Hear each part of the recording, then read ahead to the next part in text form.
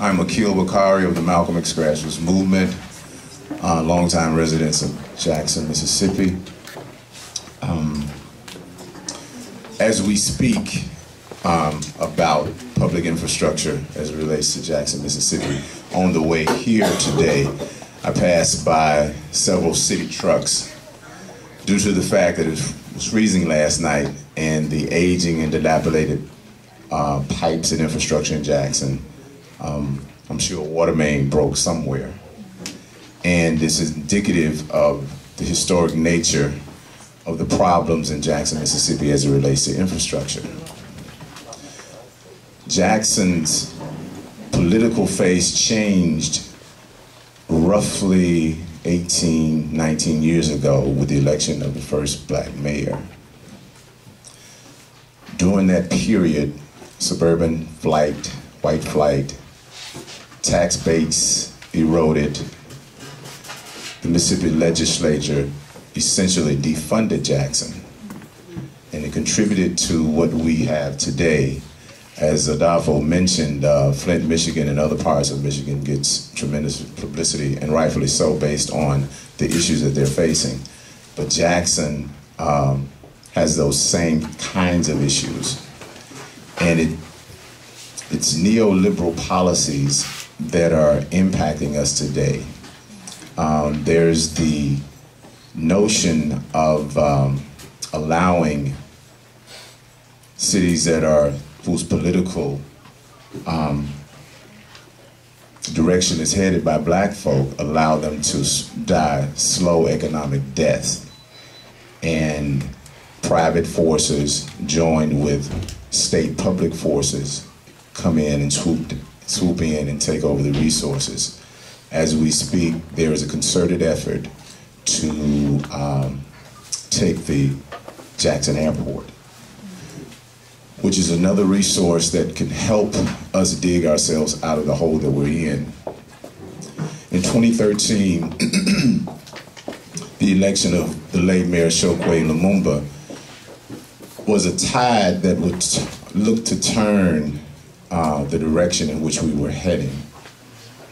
Immediately after that election, there was what I call a test bill that was introduced in the Mississippi legislature to put in place a legal instrument for official state takeover of the city of Jackson if, in fact, Jackson could not pay its financial debts. Now, it's interesting that that would come up all of a sudden with the election of the late Mayor Lumumba. And also, given the fact that Jackson, having a tax base that's terribly eroded, we've probably, I think the national average for non-taxable buildings is around 28%. Jackson's status is around 45%. A lot of those are state-owned buildings. Most places, a lot of cities in this country do get some sort of funding from the state. If it's not direct pay for, if it's not direct pay for taxes, they give their fees in lieu of taxes to help the structure.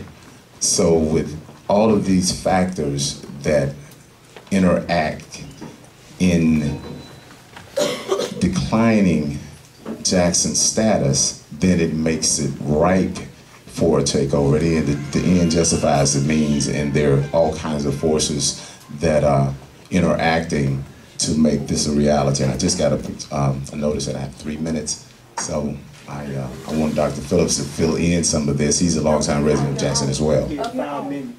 Each of y'all get 5 minutes. Okay. You got more time. Okay, but again, the picture is, and this is nothing new with cities. This has happened and occurred all over the American empire as it relates to cities that elected black officials, mayors, city councils to run their cities, and Jackson is no different. As I said, it seemed to be a systematic effort over the last 18 or 19 years to defund Jackson and set it up to be taken over by the state. As I said, it's very interesting that that legislation was introduced right in the midst of Mayor Lumumba's short 8 months in office, and it's still there. We come forward, there is Jackson is under a consent decree for its aging infrastructure and the quality of its water. And it's about right at $500 million that they have to meet.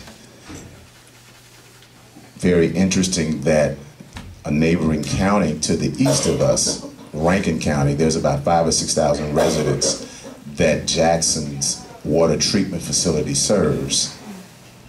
The EPA has stated that the Pearl River, which is this body of water that's used to handle waste and wastewater, and the overflow of rainwater would not be sufficient to handle another treatment facility.